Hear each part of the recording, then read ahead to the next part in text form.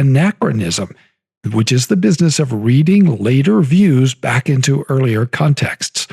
As I've often said, maybe you've heard me say this, anachronism is the oxygen of the Roman Catholic view of history and tradition.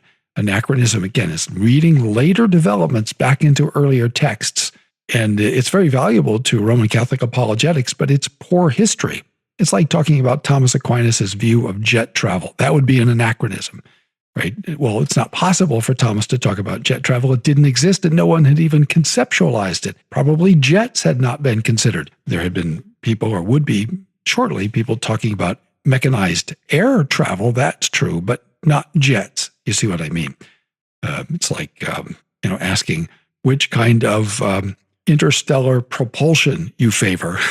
Right? That's just not something people were talking about in the Middle Ages. So that's anachronism. But the Roman Catholic apologists would have us believe that, for example, the second century church taught the doctrine of Eucharistic sacrifice and even transubstantiation. It's not true. It's not there. I covered that in some detail in the Heidelcast series, To Nourish and Sustain, heidelblog.net/nourish, and that's episode 3, right? That would be anachronism, reading in a much later view, a 9th century view.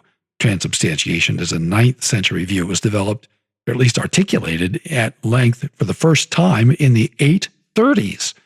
And so nobody's doing that in the 230s or even the 330s, and certainly not the 130s, which would be the early 2nd century.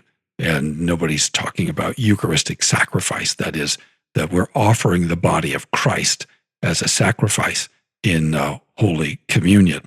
There's figurative uses of the language of sacrifice where we offer ourselves as a sacrifice. Well, that's biblical language, and it's figurative, but that's not Eucharistic sacrifice in the sense that Rome comes to teach it. And the idea of the Mass as we know it, transubstantiation, Eucharistic sacrifice, the whole package, that's a 13th century thing, not a 2nd century thing. So there's 1,000 years separating those ideas from what was taught in the 2nd century.